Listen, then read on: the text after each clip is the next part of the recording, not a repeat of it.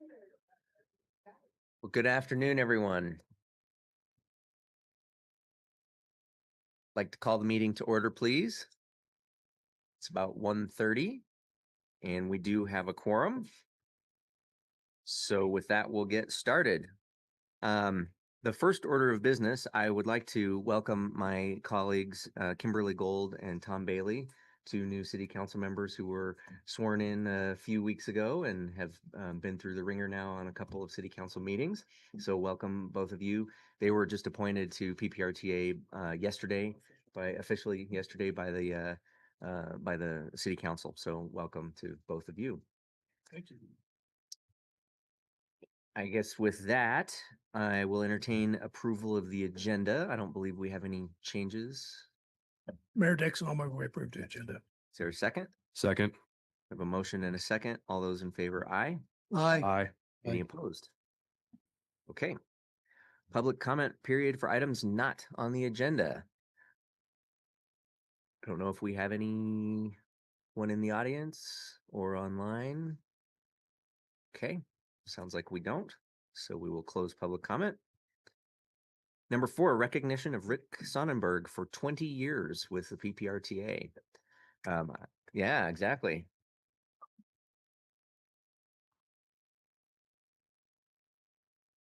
Mr. Chair, I can kick this off. Andy Gunning, Executive Director with the Pikes Peak Area Council of Governments. We had a chance to recognize Rick this morning as well. He's a PPACG employee and celebrating his 20th anniversary with us. He has been just a really steady presence running the PPRTA from day one practically, and just with ultimate professionalism. For those of you not aware, he also had a hand in running PPACG he reminded us this morning, 14 months, 2 weeks and a couple of days, few hours. Has it committed to memory. So really want to thank Rick for his dedication, his support for both organizations, PPRTA and PPACG, and just 20 years of outstanding service. We've got a plaque, certificate recognizing your 20 years by the PPRTA board. And Mr. Chair may also have another present he wants to give to Rick. So Yeah, come on up.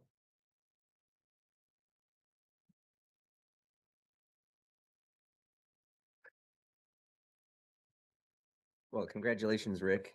And, the irony for me is that I started on the CAC probably close to 20 years ago, 2007, something like that. And so for me, having come full circle to now not only go from the CAC, but to be on the PPRTA board, and now to find myself as the chair of the PPRTA board, and to recognize you for your 20 years of great service is a huge honor for me. And so it's with all the gratitude in the world. Thank you for your service and your ongoing service. And I want to note that I was asking Rick earlier if his 20 years felt like 20 years, and he said, no, it does not. And I said, does it feel like 50? And he said, no, it feels like 5. So I think that just speaks to your dedication and to your perspective on the great work that you're doing here. And again, thank you so much for all that you do. Fine. Congratulations. Thanks. Yeah. Did you? I have a few words. Please, yeah. Not the same words as this morning.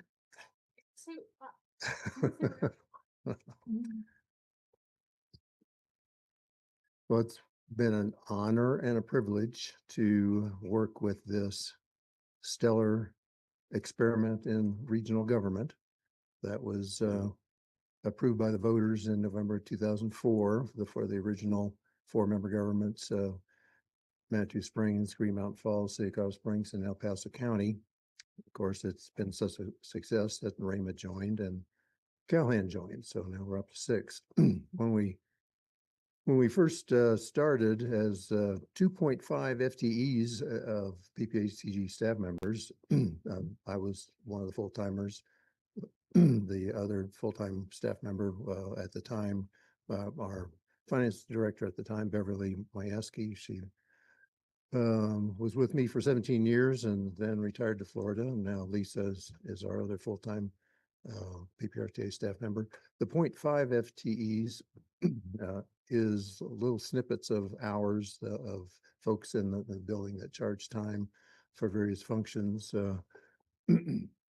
Tom charges some time for attending the meetings, doing the business. Jared charges time for what he does for PPRTA board.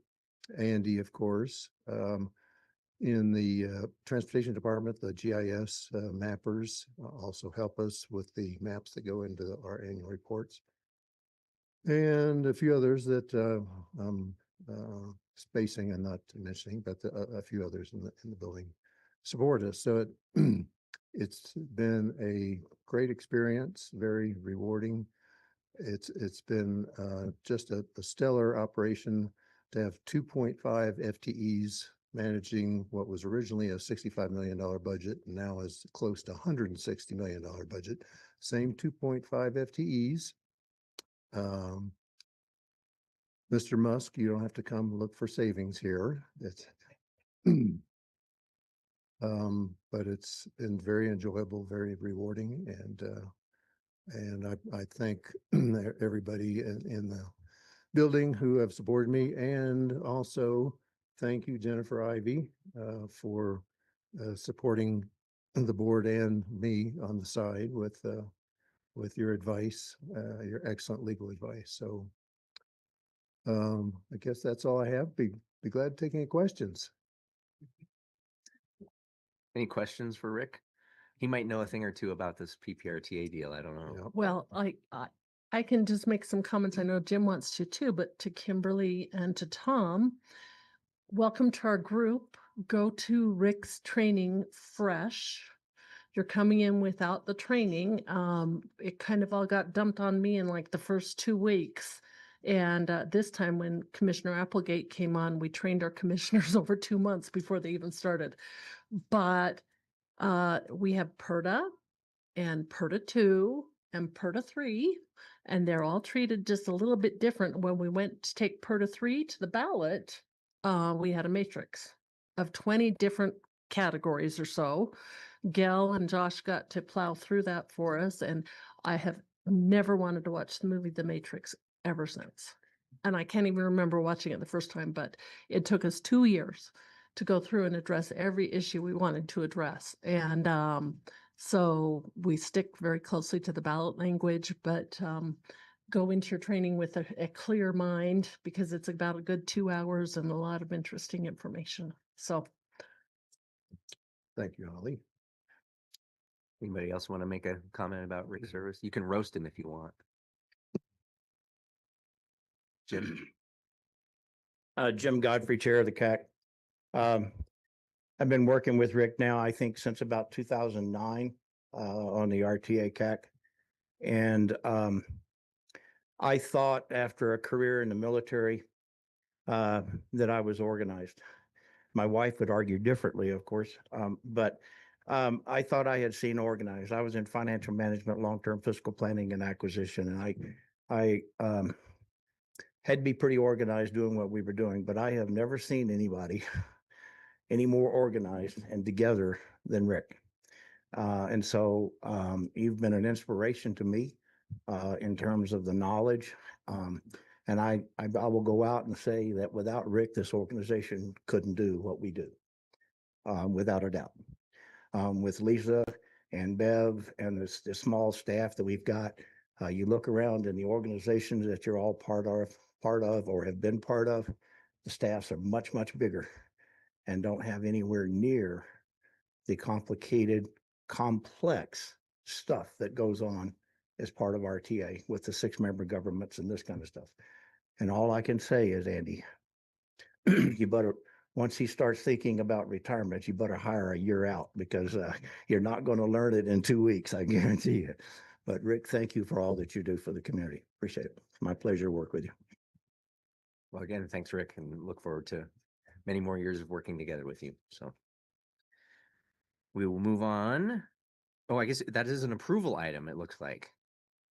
If you want So, him to stick around, yes. the chair would entertain a motion to approve 20 years of service from Mr. Sonnenberg. Yeah, motion to recognize Rick Sonnenberg's 20-year anniversary working for PPACG and PPRTA. Excellent. Is there a second? I'll Sarah second. Osborne, second. We'll give it to Mayor Osborne online. All right. Motion and a second. All those in favor, aye. Aye. Any opposed? Okay. Now the approval of the minutes from the April 9th meeting. I think you all have a copy in your packet. Any comments, changes, corrections? Seeing none, I'll entertain a motion to approve as presented. Mayor Dixon, I'll move to approve. Is there a second? I'll second John Graham. Okay, very good. We have a motion and a second. All those in favor, aye. Aye. Aye. Any opposed? All right. Citizen Advisory Committee Monthly Report. Jim, you're up. Good morning again, Jim Godfrey, Chair of the CAC. It's my pleasure to bring to you the discussion, and I'm honored to be part of that organization. We had our meeting last week. The city brought together 11 contracts. We had discussion on each one of those. Gail also had some line item transfers where she's moving money out of projects that are nearing completion, has got some excess, or that she needs them so that she can get started on 8th Street and whatnot. She'll explain those to you. And we recommend that approval of those line item transfers as she's presented them. In addition to her 11 contracts, there were no issues or discussions of anything on those. Josh brought a contract together with the county. We recommend approving his request as well. Karen brought together projects on Manitou. As you know, this got booted from last month. I got to say publicly, a great turnaround. The level of detail, bringing it into the same format as city and county made it a lot easier to understand and follow through on. And the level of detail was there. We did move this, anticipating a long discussion. We did move this on our agenda to the end of the agenda so that we could take care of the rest of the business. And as it turns out, it was well presented, well organized, even with the large amendment right at the end. And so what the CAC voted, and we approve Manitou's report and request as presented. So thank you. The other important issue that we listened to was Board Policy 34. You'll hear this today. This is about grant matching funds that was set up in RTA 3 about who can use that, how, and how many projects and that kind of thing. So you'll hear that discussion today as well. And we recommend the policy be approved as presented. So, and I'm here to answer any questions if you have any. Any questions for Jim? Okay. Thank you, Jim. You're welcome. Brings us then to the financial reports. Lisa, Mr. Chair, could we have a motion to accept? I'm sorry. How about that? How about a motion to accept the CAC report from Jim? Mayor Dixon, also move. Okay, is there a second? Second. Very good. All those in favor, aye. Aye. Aye. And any opposed? Okay, now we'll move on to the financial reports. All right, Lisa Corey, Finance Manager for the PPRTA. I wanted to start with two other pieces of information. Since we're talking about the whole 20 years here, we have collected $2 billion over those 20 years. Wow. Pretty big milestone. And we have spent everything in PPRTA 1, and I want that on record for Gail. So.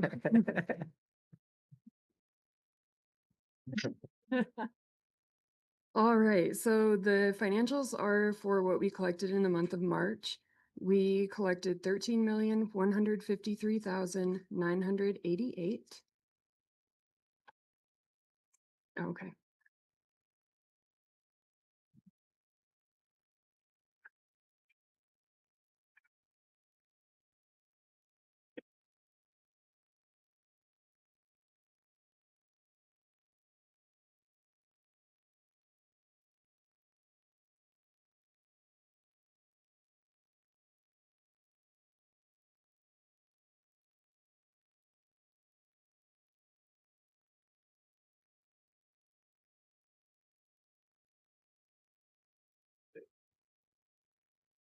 All right, so that came in above budget for the month by 1,076,909, which is 8.9% over. When we look at March of this year compared to March of last year, we collected $555,390 more this year than we did last year. I think that's it. Any questions? Do you want to give a little insight to your thoughts on whether this is a trend or a blip or? Yeah, I don't think it's a trend. This was kind of an outlier for percentage above when I looked at historical data. So my assumption is this was basically panic buying before the tariffs. It seemed like just a lot of stocking up. So Yeah, this was my phone call to my husband on April 1st or March 31st saying, I will allow you to buy what you need for the next 2 days of things that you buy that are made in China. Now, this whole amount is not him. I could check. Well, I could check and tell you. I'm sure I buy things from China too, but we all strategically spent around April Fool's Day this year. It was like Christmas. Yeah, I don't recall off the top of my head what the city numbers are, but I know that we've been seeing a downward trend in city tax collections over the last several months. And I would concur that based on historical data, this does not look like it's a positive number. It doesn't look like it's a trend that will continue in a positive direction, but obviously time will tell over the next couple of months. Right. Any questions on the report? Okay. The mid-year month, well, before we move on, so that was just an information item, right? So now we Right. can move on to the mid-year budget amendment. Okay, so we're starting the process to do the mid-year budget amendment. So my proposal would be to allocate an additional 17.1 million, and those funds would be made up of approximately 9 million in carryover revenue from last year that we collected above budget. And of that 9 million, 6.6 million was the sales and use tax above budget, and then 2.4 million was interest income above budget. The rest of those funds is the 8.1 million in the PPRTA 2 capital reserves. So all of the capital reserves and the capital portion of the carryover, since this is from last year, all has to go into PPRTA 2 capital projects. None of it can go into PPRTA 3. My recommendation for the capital reserves would be to allocate it based on population, like we do other items for the budget. When we distribute those capital reserves, I will be holding back $65,725 from that split. So this is temporary based on a revenue allocation adjustment that was approved July 10th of 2024 for Manitou Springs. So by holding it back, this would allow Manitou Springs the opportunity to present to the CAC and the board that they have spent all of their PPRTA 2 capital funds and have a financial need for the 65,000. At this time, I would not be recommending any additional funds for the 2025 budget. I don't feel like there's enough data to show any real trend. And we had already made an adjustment to the interest income, so we're trending pretty spot on with that. So And maybe just a little color commentary for our new members. This mid-cycle adjustment is what she just described as a pretty standard operating procedure. I think this is what the PPRTA has done historically. Obviously, when times are good, there may be the ability to make a larger increase based on where Lisa's projecting revenues to head. But in this case, she's obviously being conservative in that regard. And then obviously sweeping forward all of the other funds from prior years is again standard. So just want to maybe give you that perspective. Anything else, Lisa? that's it for me. Any questions? Yeah, this is an approval item. Okay. I would move we accept the mid-year budget amendment revenue estimate. Is there a second? I'll second John Graham. Very good. All those in favor, aye. Aye. Aye. And any opposed? Okay, thank you. Item 8, then, the 2025 capital maintenance and public transportation contracts. First up would be City of Colorado Springs. Thank you, Mr. Chair and members of the PPRTA Board. Gail Sturdent with the City of Colorado Springs. Item 8A is going to be for line item transfers for capital projects. I've got it broken down in your packet in 2 separate tables. The first one is really to take monies from PPRTA to traffic capital programs where I currently have funds that are unobligated, and I'd like to reallocate those to an PPRTA to A-list name project, which is the 8 streets improvements. So, bless you. So from that first table, so out of the congestion incident management program, taking 700,000, intersection improvements program, 726,000, roadway safety and traffic operations, 160,000, and traffic signal upgrades, 105,000. So that totals $1,691,000. And I want to put all that in that 8th Street project. And that project is getting ready to go out to bid here shortly. And we know we're going to need funds to be able to complete that work. The second table is to transfer between 2 separate PPRTA to A-list projects. On the Tut Boulevard Extension project, the construction is complete. I have a large outstanding real estate item that I'm waiting for the settlement agreement to be signed, but I'm fairly confident that I have $1 million that is currently unallocated and or unobligated and not going to be needed for that project. So I propose to take $1 million out of the Tut Boulevard project and put it in the galley over Sand Creek Bridge Replacement Project, which is under construction. And I am anticipating change orders coming here in the next month or 2. So I'm asking for the board's approval for the 2 line item transfers outlined on tables 1 and 2 on my memo. And I'm happy to answer any questions. Yes, Ms. Williams. Yeah, on this one, I just have one question. I know that CDOT's getting ready to pave that Nevada to Brookside. On Nevada from somewhere to Brookside.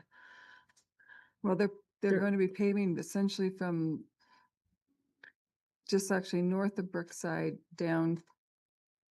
I can't remember the southern terminal is way further south than Brookside. Oh, okay. They have a huge Yeah. repaving project that's getting ready to kick off.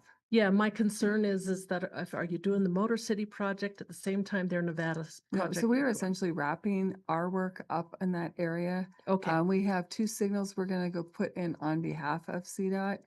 But really, we got all the concrete work done in advance, and the portions that we need to pave either is done or is going to be done imminently. Ryan will know the.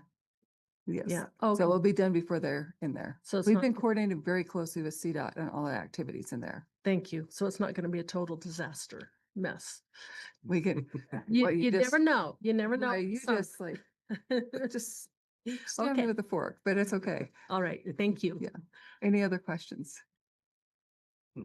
Yes, You said putting in a signal for CDOT, 2 of them? 2 of them. Okay, they've coordinated with you guys, right? They're footing the bill for that, correct? They are. In fact, Oh, okay, I was they have currently given us over $1 million and they're going to give us a total 1.5 million to do that work. It just made sense for us because we operate those signals for them as well. So Correct. we're going to do that for them.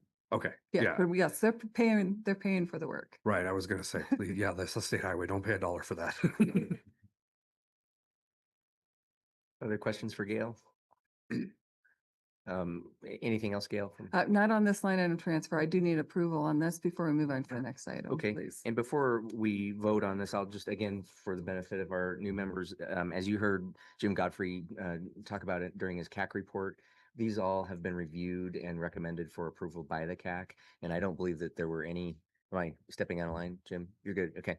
I don't believe that there were any concerns with these, and so again, just know that it's been vetted by the Citizen Oversight Committee, that there has been a lot of involvement and eyes on this from our constituents. So it's not like it shows up here without having gone through any kind of a process. So just wanted to make that clear.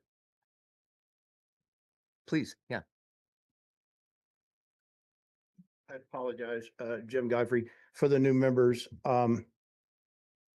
That our CAC, the CAC for the RTA is not alike some other citizens advisory groups that you may see that get a briefing and say thank you and leave.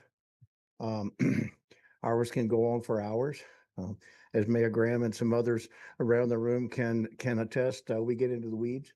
And so anything that we can't agree on or have a consensus on, or there's a split vote, we let you know what the issues are, what the votes were, and that kind of thing coming here. So we, at this organization and as a CAC, really get down in the weeds. And like I said, you're welcome to come to our meeting. It's just the second Wednesday of each month and see what we do sometime.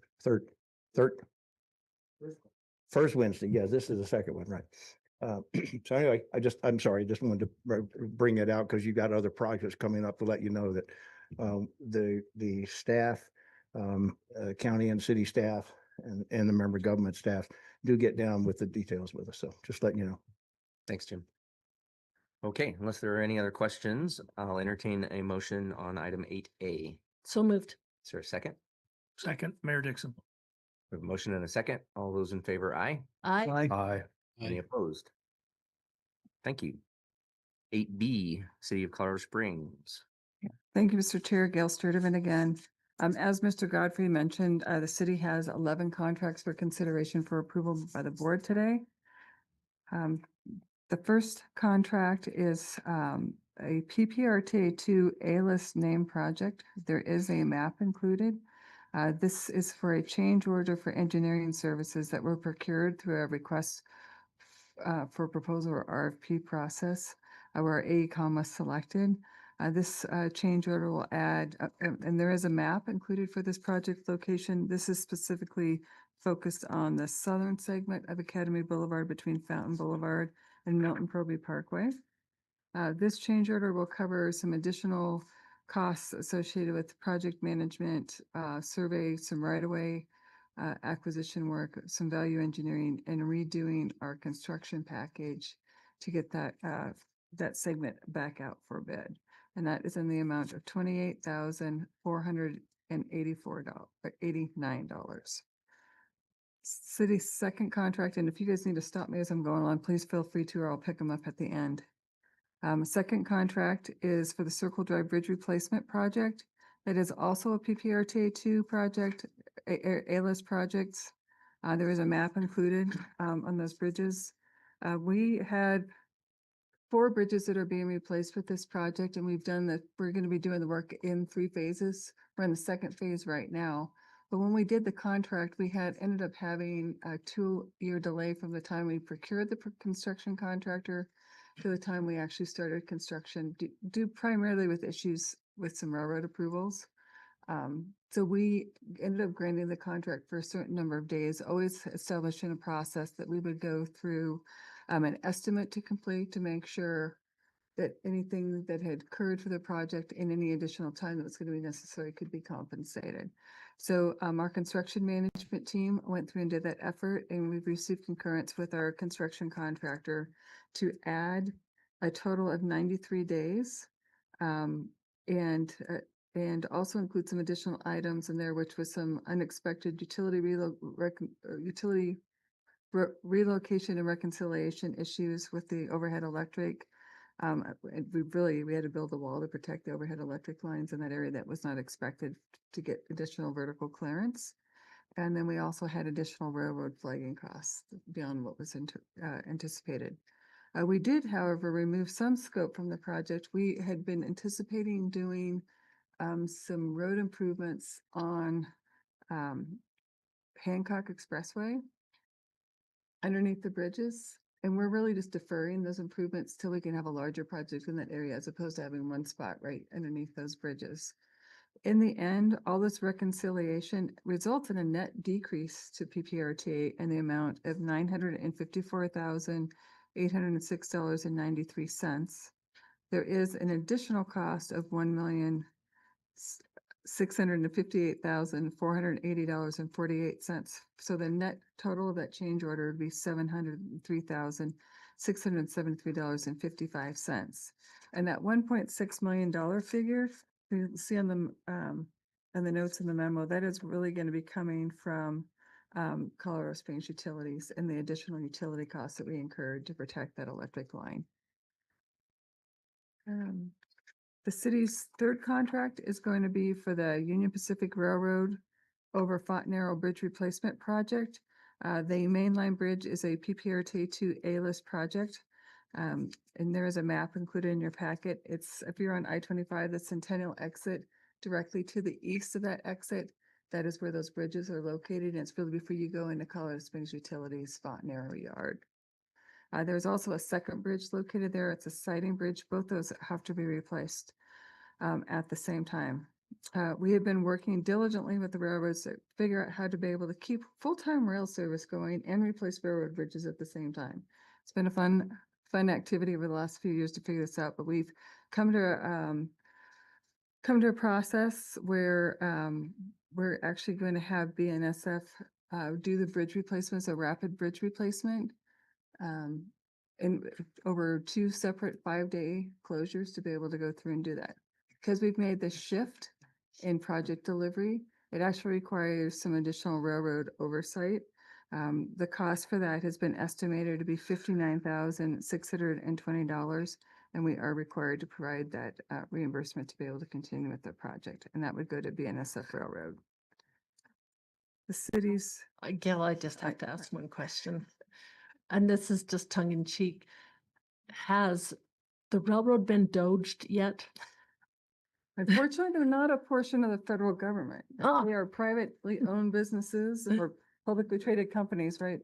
I know BNSF is owned by Berkshire Hathaway and UP is, I believe, still standalone, but So again, one of those things we don't have. I will tell you control though, over. UP has doged themselves over the last few years, if you're Okay. familiar with their staff, which is one of the additional challenges we have. All right. Okay, contract number 4. This, you'll see the Mark Shuffle Road Improvement Project and then the Dublin Road Improvement Project. Those are both PPRTA 3 A-listed projects. And those are for you for new. I'll just review with you the Mark Shuffle Road. We did advance under RTA 2, and now RTA 3 funds is going to finish paying for the Mark Shuffle Road improvements. But we also are adding on the Dublin improvements, basically from Peterson to Mark Shuffle, and we're actually treating that as a phase of the Mark Shuffle Road project. Last month, for those of you who are here, I brought an early action package for some of the utilities. This is specifically for the Dublin project, for the main portion of construction in that area. There is a map included in the packet if you're unfamiliar with this location. But the construction contract amount for the remainder of Dublin is $13,603,117.72 to Kramer North America. All right. Contract number 5 is for the Pikes Peak Greenway, which is a PPRTA 2 and 3, both of them A-list programs. This is under RTA 2. This is to provide engineering services to provide a trail connection between Monument Creek and Mark Dabbling there off the Santa Fe Trail. And they're really going to be making that a concrete trail improvement. So that's for the engineering associated with that. It's in the amount of $15,860. City's 6th contract is for the Hancock sidewalk improvements. There is a map located in this area. It's really between Academy and Sand Creek in that area, so it would be a complement to other work that's gone on there. The city did receive a significant amount of grant money for that particular project. And when we got the second slug of grant money, we're able to go through and actually do some additional improvements there at the intersection of Hancock and Boychuk. This contract to Stanley Consultants in the amount of $26,900 would be to do the engineering associated with doing those improvements. With the grant monies, it's split 50-50 between PPRTA and the grants itself. So the PPRTA portion would be $13,450 for a total contract amount of $26,900. The city's 7th contract It's for those, actually for the two signals I just mentioned. It is for, these are signals that are being funded by CDOT, and you'll actually see that in the contract amount. There will be signals on Nevada Avenue at Ramona and St. Elmo. Because we had the I-25 Nevada Tejon Corridor Improvement Project and just the coordination that I mentioned earlier based on the question I received, where city's going to be putting those in, but CDOT's paying for those. But we are making this a PPRTA contract in case we needed to do some ancillary work that would be our responsibility. The city went through an invitation for bid. We had 6 respondents. We've selected Morton Electric to be able to perform the installation. And that total amount is of $1,258,433.70.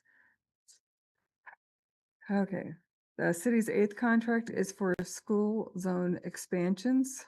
The city has a general fund line item where we do school safety program amounts, and it's $250,000 for 2025. The city goes and purchases the equipment based on the contract we're talking about and be able to go install that equipment. In fact, these are mostly for the beacons as the school flasher units that get installed on school safety zones. This year, we would like to be able to add in the up to $200,000 to be able to provide additional or buy additional equipment to be able to expand the rate that we can put these new flashers in at the school zones. We would be taking that money out of the PPRTA 3 intersection improvements and or the roadway safety and traffic operations program for a total amount of $450,000. We did go through an RFP process to determine that Gates sales would be our best option, and this is a base year contract with 4 option years. Contract number 7 is for traffic monitoring cameras. These are video detection cameras that we have several in our system, but they're aging out, and we'd like to be able to replace those and then also add video detection at some other intersection locations. And we use that really to help us with signal timing and modifications and make adjustments. We have projects that we're also working on to be able to make smart traffic operation decisions related to that equipment, along with equipment done with other things in our inventory. The city went through an RFP process to get vendors. We had 8 respondents. We are selecting 2, Altitude Signal and Stone Security. This would be for contracts in the amount of up to $100,000 for each of those 2 vendors for a total of $200,000. And this could be used for anything that is needed for either maintenance or capital improvements in our system. The city's 8th contract is for a chip seal and cape seal program. That is one of the 4 major pavement maintenance programs that we have that are PPRTA funded to be able to maintain our roadway system. The city went through an RFP process. We had 1 respondent with A1 chip seal. This would be for a base year contract of $3,663,489.13, and there would be the option of 4 more years on that contract.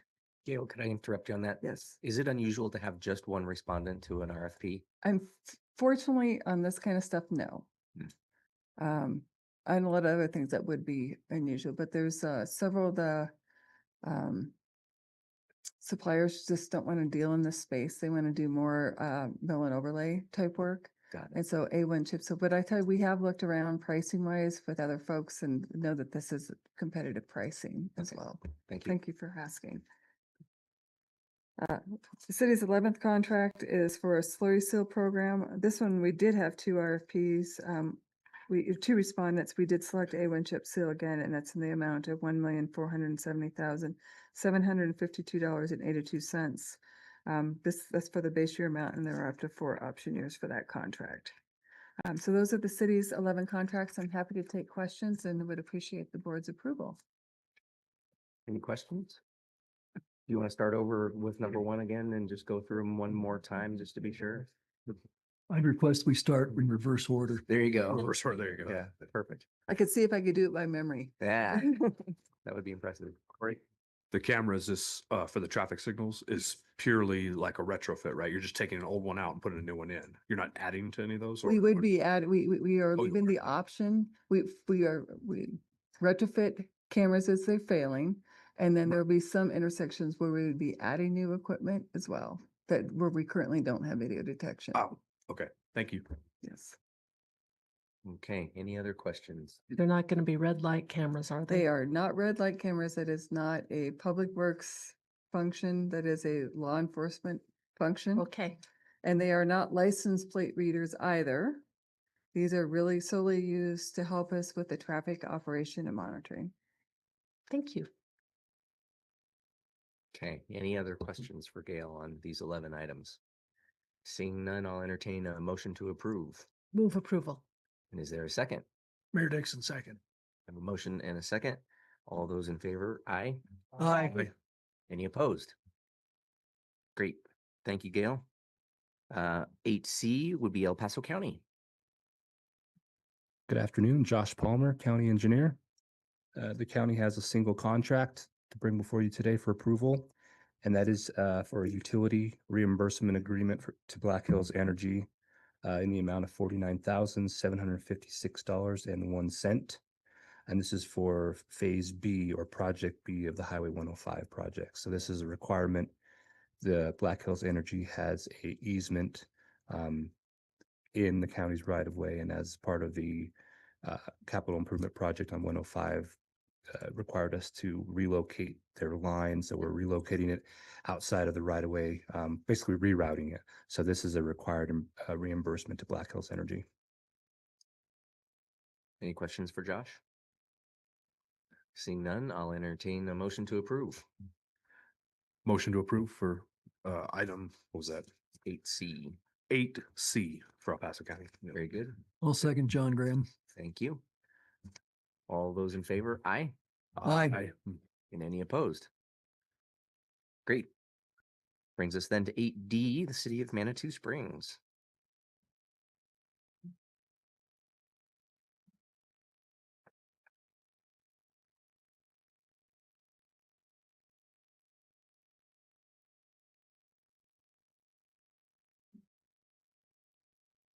My name is Karen Rowe. I'm representing the city of Manitou Springs for the PPRTA. So this is the second time the first two contracts are coming to the board. They'd previously come last month for information only.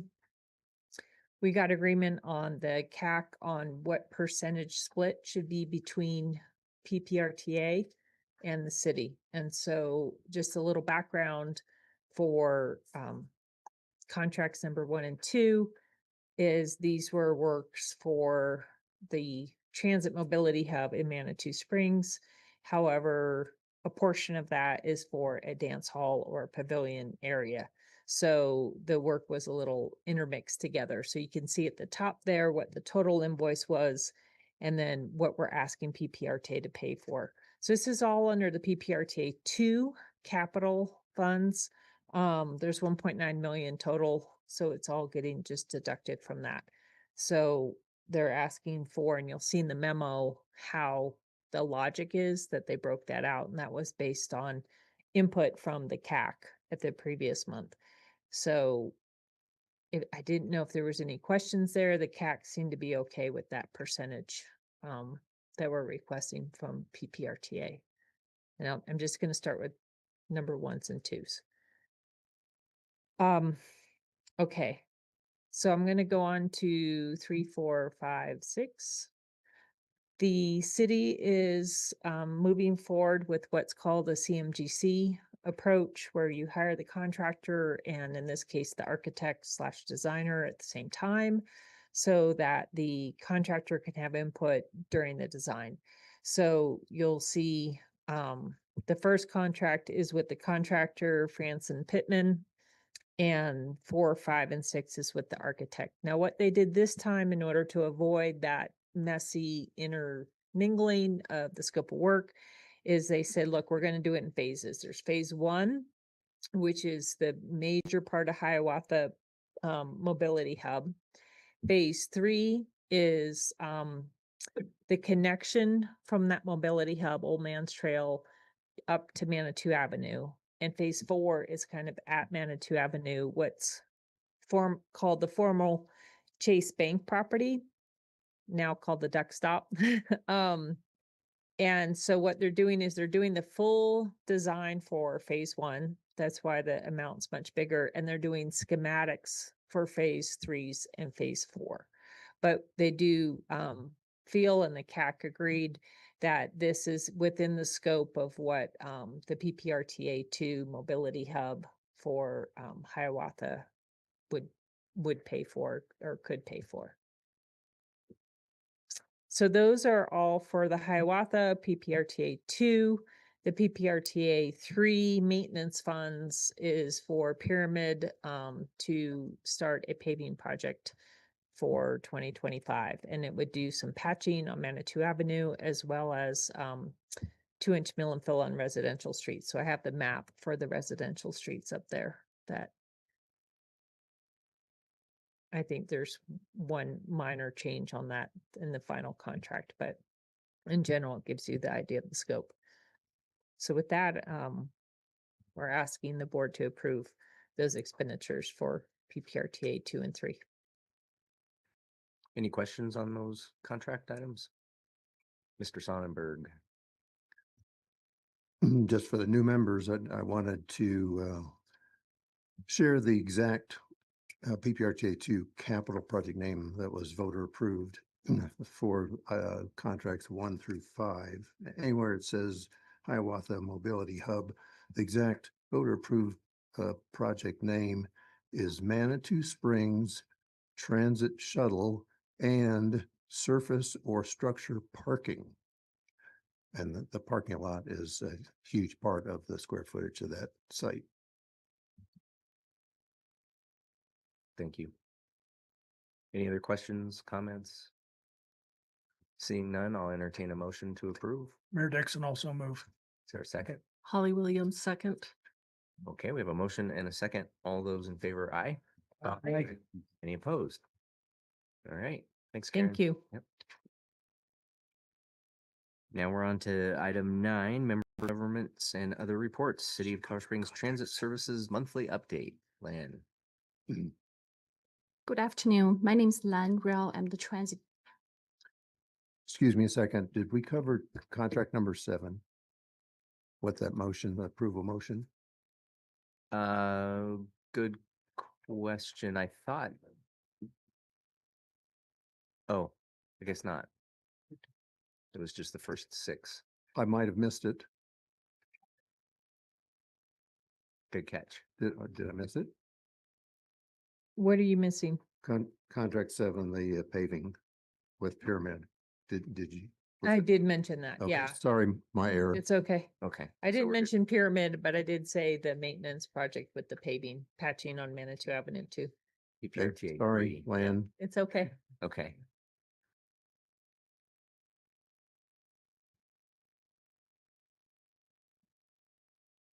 I'll start over.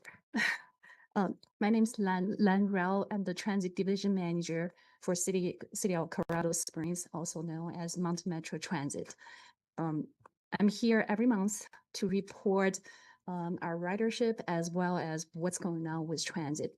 So in your packet is our monthly report for May, but really capturing the March information in terms of the ridership. We normally have 2 sections in this report. The first section captures our ridership, and also in this section, we try to capture some of our key performance indicators. Ridership is a very important indicator for transit performance, but it's not all in ridership. So what you can see on the screen right now, we normally list boardings, also known as ridership or passenger trips. So you'll hear all those terminologies, but really capturing this is one individual boarding the vehicle. That's one boarding. So we have month over month information comparing 2025. Well, in this month's report, March 2025 compared to March 24 ridership information. You will also see it's called revenue service hours information.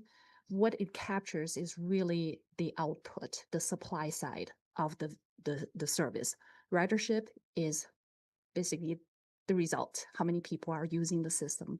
And the revenue service hours captures how many hours the buses are running on the road.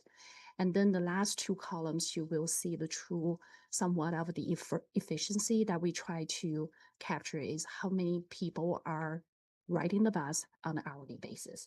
So those are some basic information that we include every month in this report.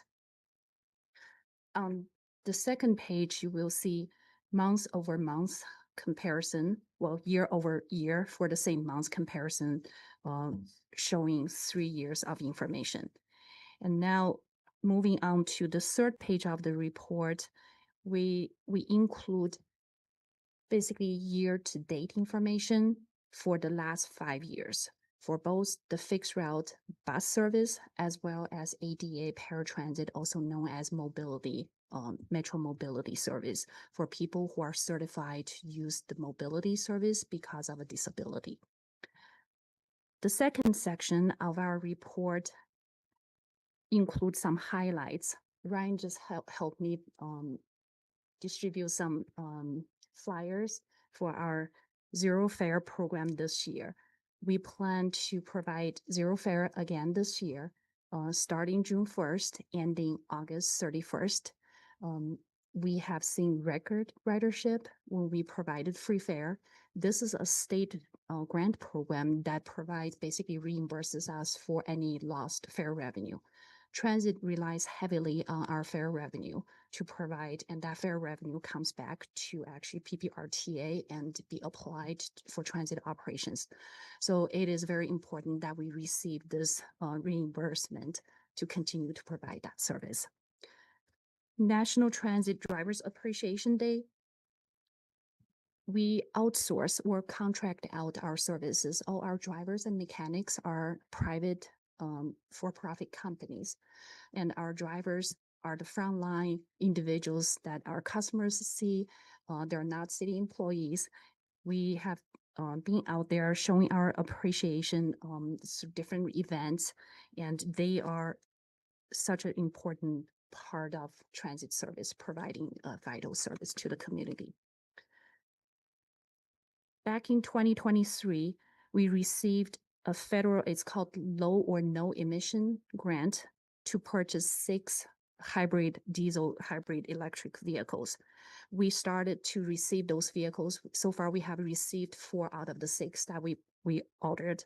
This is our very first round of pilot program for hybrid vehicles. We received the grant back in 2023 and went through a very extensive RFP process, going through Buy America, and now we are starting to receive the vehicles. That's how long it takes. And those vehicles will be on the road, replacing some very old vehicle buses made in 2006 and 2007. So we're very excited for those new additions to our fleet. We're also very happy to report that we completed our annual National Transit Database reporting and audit, and we had a 0 finding in this year's audit. This is a federally mandated reporting in order for us to receive funding from the Federal Transit Administration, and we go through this audit every year. With that, I'm happy to answer any questions. Any questions for Lane? Did I see a shorter bus? Did you get a shorter bus as in? We have been trying to downsize our vehicles. Yes. In the past, we had 40-foot buses in our fleet. And every time when we replace vehicle, we look at, okay, can we purchase even a 29-foot or 35-foot? So that has Okay. been programmed as our replacement. All right, thank you. Thank you. Thank you. Another information item, City of Colorado Springs monthly change order and property acquisition report. Sorry. Gail Stewart with the City of Colorado Springs. So the city's change order log and the real estate log are included in your packet for information, and I'm happy to answer any questions, should you have any. Any questions on those reports? Okay, how about the City of Colorado Springs Power North reimbursement update? Yes, and I'll just take a step back and explain a little bit of background on this since we've got a couple new members. The City of Colorado Springs, El Paso County, PPRTA, and the Copper Ridge Metro District put in place a reimbursement agreement for the Powers Boulevard North Extension. That project is a PPRTA 3 project, but there was a desire for the Metro District to start that project early. In fact, they completed a first phase earlier this year with the new bridge of Voyager that goes over Powers Boulevard. We are continuing to work with them on advancing the local bridge package for the Powers extension along with the mainline design work. As costs are being incurred, they submit that information to the city to be able to review and accept the costs. And we prepare a statement and submit a full packet formal statement to PPRTA of costs that would be eligible for reimbursement. And all those costs are costs the city or county would incur had we done this project ourselves. We do not pay for things that are outside the normal costs that we would normally pay for, nor do we pay for any financing charges. But the Metro District 1 wanted to advance the project. They also have bonding capability that they will be helping us advance powers more in the future. This reimbursement agreement will continue to stay in force through the whole 10-year period for PPRTA 3. We will continue as costs come up to provide the statements to PPRTA and work with them to make sure that PPRTA and make sure PPRTAs and so far they have been sent their first 2 payments in March and April, and they will anticipate to see payments through the end of February of 2035, based on there.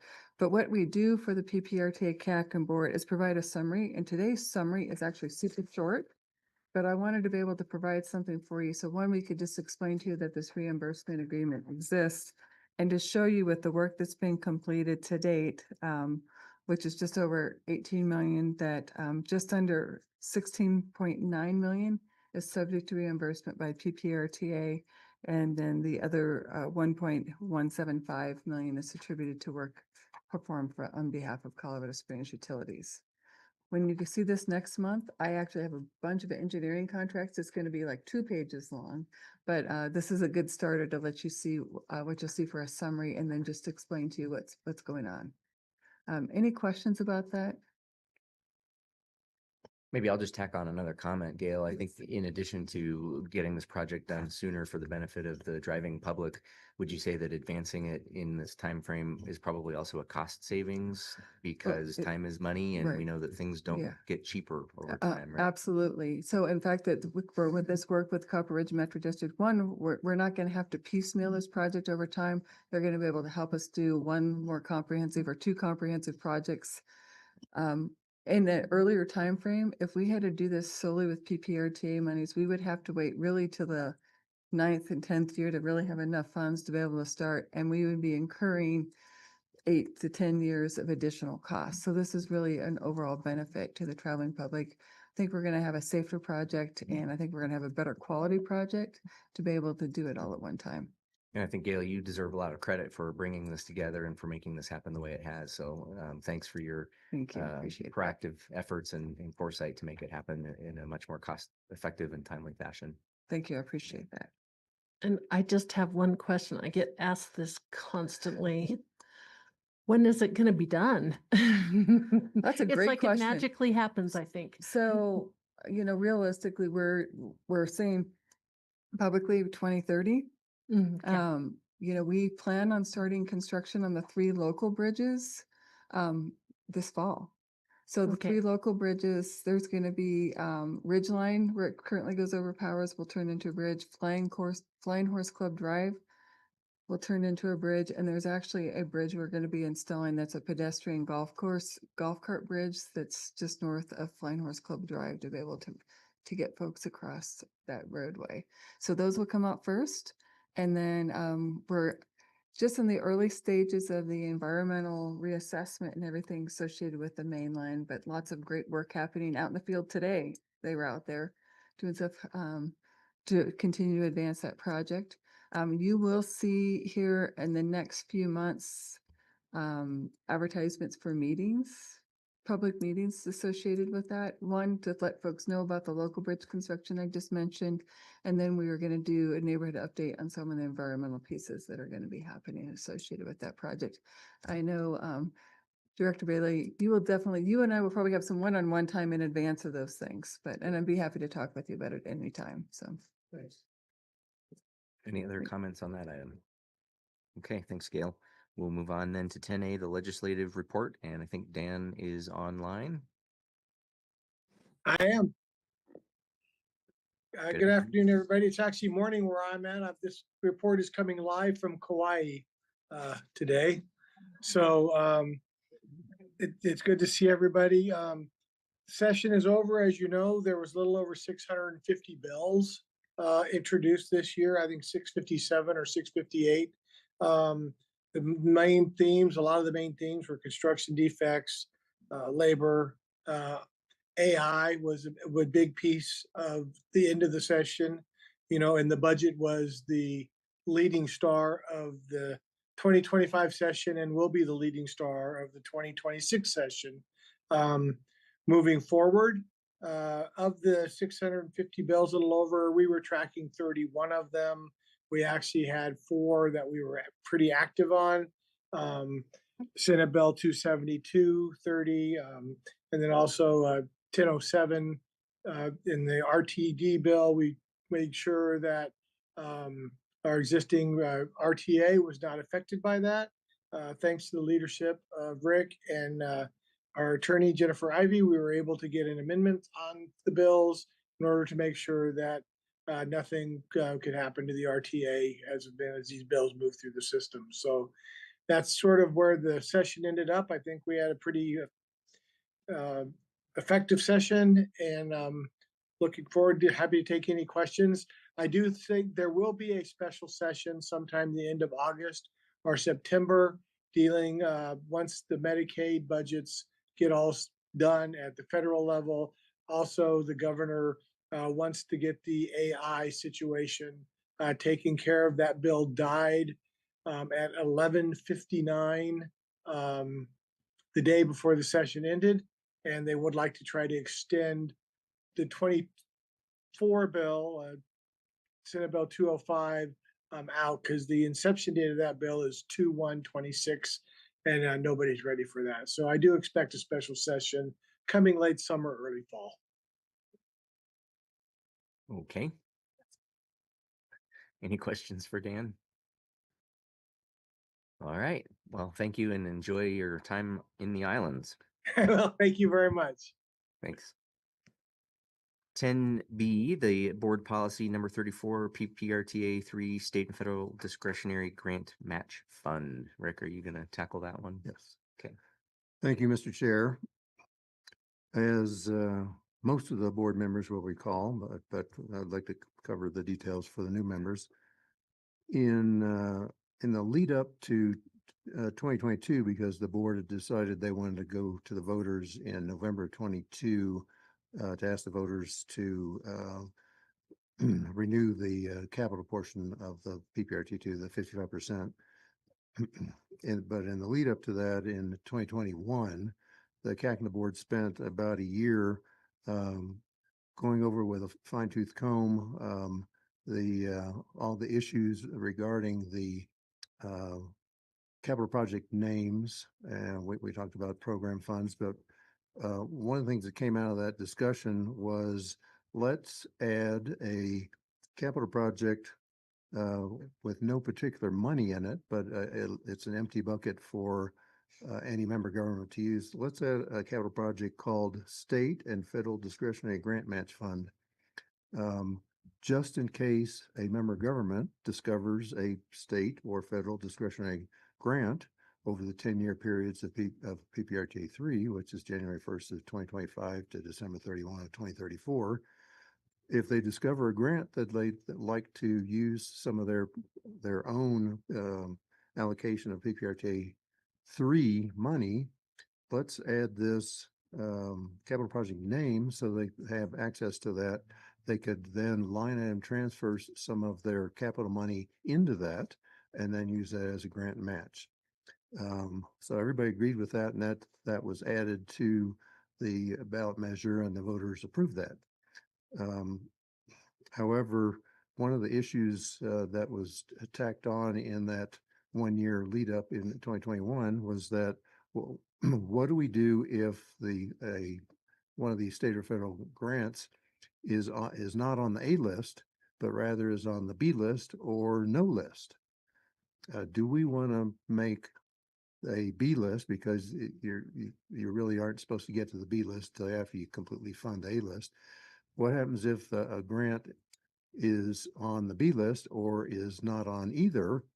Do we want to make this state and federal discretionary grant match fund available for those situations of a B list or not on any list?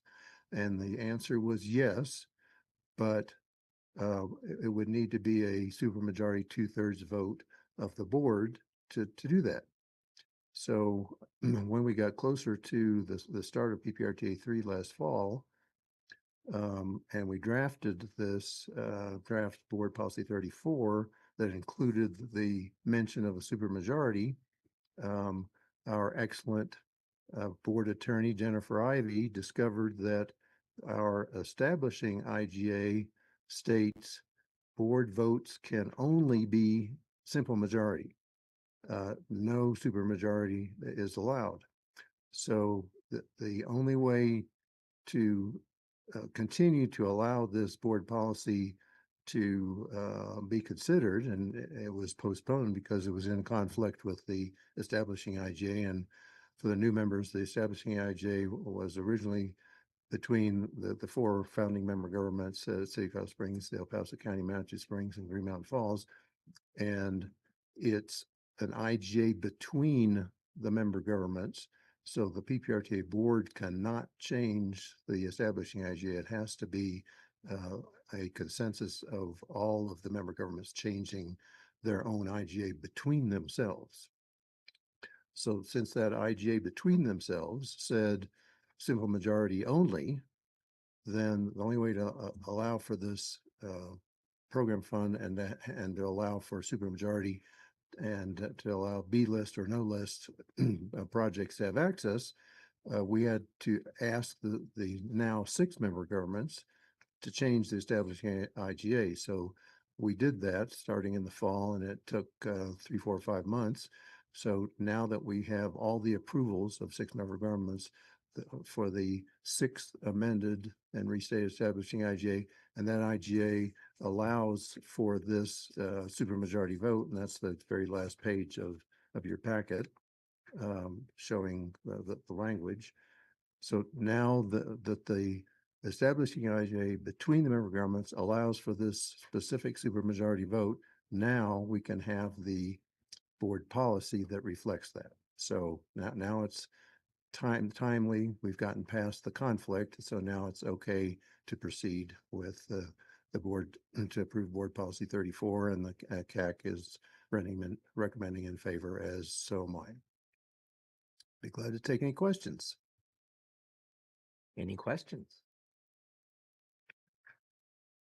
Okay. Anything, Jennifer, that you want to add or chime in on? No, I mean, Rick covered it. And I think the 30,000-foot overview here is that the board decided as a policy matter that this was such a sort of extraordinary event that they wanted to have that supermajority vote so that it would be transparent and on an agenda. And so after many months of work getting us in a place where the board could approve this policy, we are finally here. Okay, very good. Well, unless there's any discussion, I'll entertain a motion to approve. Commissioner Williams moved to approve. Is there a second? I'll second John Graham. Okay, thank you. We have a motion and a second. And so with that, all those in favor, please say aye. Aye. And do we have any opposed? All right, we have an amended board policy 34. Any agenda topic items for the next meeting anybody wants to add or discuss? Seeing none. Any member announcements? Let's go ahead. Yeah, I just have one. This is a personal announcement. So the reason why I'm so interested in the Powers North Our church, the Church of Jesus Christ of Latter-day Saints, is building what is called a temple. We have about, I think, 40,000 members in the area, and we're building a temple off of Barossa Valley Drive, which is in Flying Horse North. And tomorrow night, for community members in Flying Horse, as well as any of you here who are elected officials or even just attending, we're having an open house where we'll have representatives from our church from Salt Lake City coming to present construction timelines and the layout of how the lot will look and the pictures of the temple that is at our Church of Jesus Christ of Latter-day Saints, which is on the corner of Lexington and Research. And it starts at, hold on, 7? 7. It starts at 7. It's on my calendar. So it starts at 7 p.m. or 7:30, goes until 9. And it's just a good opportunity if you want to see what's coming to your neighborhood, to see the picture of the temple and all of the processes that are involved in that. So thank you. Okay, thank you. Any other announcements, comments? Okay. Well, seeing none, unless there's any other business before us, we will stand adjourned. Thank you.